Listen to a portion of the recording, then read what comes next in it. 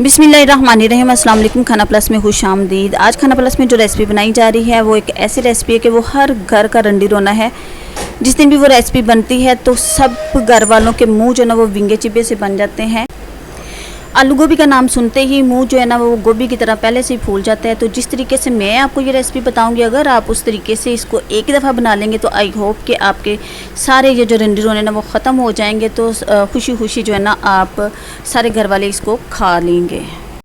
तो छेती छेती चलते हैं और रेसिपी की तरफ चाती मारते हैं कि किस तरीके से ये इतनी टेस्टी जो है ना वो गोभी बनेगी। यहाँ पे सबसे पहले मैंने गोभी ले ली है, 1 kg गोभी है, इसके टोटे टोटे कर लिए और इसको मैंने डिप कर दिया है पानी के अंदर। तकरीबन 1 घंटा पहले मैं इसको डिप कर देती हूँ।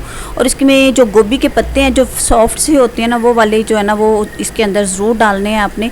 इसको आप जब डिप करके रखेंगे तो इसकी स्मेल जो है काफ़ी हद तक ख़त्म हो जाएगी। उसके बाद मैंने यहाँ पे ले लिया है जो ऑयल, और इसके अंदर मैंने करनी है जी गोभी को फ्राई करेंगे हम। डीप फ्राई इसको कर लेना है, ब्राउन सा इसको कर लेना है सारी गोभी को। तो ये देखें बड़ी अच्छी से जब यहाँ पे गोभी जो ब्राउन हो जाएगी, इसको कोई मसाला नहीं लगाना, तो बस इसको आराम से आपने पोले पोले हाथों के साथ गोभी को बाहर निकाल लेना है। तो ये देखें यहाँ पे गोभी जो है ना वो अच्छी तरीके से फ्राई हो चुकी है। अब मैं इसको बाहर निकाल लूँगी। तो एक चीज़ का आपने ख्याल रखना है कि आंच आपने हल्की नहीं करनी, तेज़ आंच पे इसको हमने फ्राई करना है। क्योंकि अगर हल्की आंच पे इसको आप फ्राई करेंगे तो ये गल के टूटना शुरू हो जाएगी।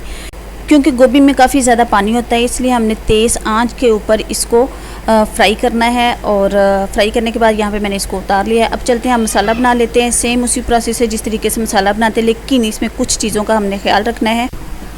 प्याज को लाइट ब्राउन करने के बाद मैंने लहसुन अदरक का पेस्ट इसके अंदर शामिल कर दिया है और इसको थोड़ा सा मैंने इसको पका लिया है। उसके बाद टमाटर शामिल कर देंगे, सेम जिस तरीके से आम हांडी पकाते हैं, लेकिन इसके अंदर हमने खड़े मसाले जो होते हैं ना, साबुत मसाले, वो डालने हैं। मोटी इलायची और छोटी इलायची और दालचीनी, ये आपने लाजमी डालनी। इसके साथ जो गोभी की स्मेल है ना वो ख़त्म हो जाएगी, ठीक है। तो इसको भूनने के बाद इसके अंदर जो है ना वो मैंने डाल दिए हैं जी, थोड़ी सी अजवाइन है, ज़ीरा है और बाकी मसाले जो है ना वो इसमें डालें। अजवाइन आपने लाजमी डालनी है। अजवाइन के साथ ये बड़ी करारी सी बनती है, क्योंकि गोभी का जो टेस्ट होता है ना वैसे बड़ा फीका और मीठा सा होता है, फीका फीका सा अजीब सा जायका होता है। सो ये मसालों पे ही डिपेंड करती हैं, जितने ज़्यादा आपके मसाले जात होंगे वो उतने ही ज़्यादा अच्छी बनेगी। मसाला जो ना वो भून चुके हैं, तो उसके बाद हमने डाल दिए हैं जी आलू। और आलू जब देखें कि जब थोड़े से मतलब 1/3 जो है ना वो गल चुके हैं, तो उसके अंदर हम लोग शामिल करेंगे, ये मेरे पास सूखी मेथी है। सूखी मेथी भी लाजमी आपने डालनी है। आप 1 चम्मच भी डाल सकते हैं, 2 चम्मच भी इसमें शामिल कर सकते हैं, उसका कोई हर्ज नहीं है, ये उतना ही टेस्ट देगी। और लास्ट जो है ना वो है कलवंजी। कलवंजी भी आप डालेंगे और ये इसके साथ बहुत ही मज़े का टेस्ट आता है।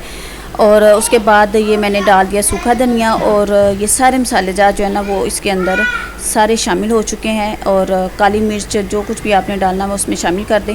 जब आलू जो है ना वो थोड़े से रह जाएंगे गलने में, तो उसके अंदर हम गोभी शामिल कर देंगे। बस इसको हमने तकरीबन जो है ना मैंने 20 मिनट तक जो है ना इसको मज़ीद पकाया था। तो उसके बाद जो हमारे सालन है वो रेडी हो चुका था। ये बहुत ही मज़े की बनती है, आप एक दफ़ा इसको ज़रूर ट्राई कीजिएगा। आपके घर वालों के जो मुंह इस तरह से फूल जाते हैं गोभी का नाम सुनते ही, इंशाल्लाह वो बिल्कुल परफेक्ट हो जाएंगे। वो खुशी खुशी से गोभी जो है ना वो खाएंगे। तो रेसिपी अगर पसंद आए तो प्लीज़ इसको लाइक कर दीजिएगा वीडियो को, और सब्सक्राइब कर दीजिएगा चैनल को। फिर मिलेंगे नई वीडियो के साथ, नई रेसिपी के साथ। अल्लाह हाफिज़।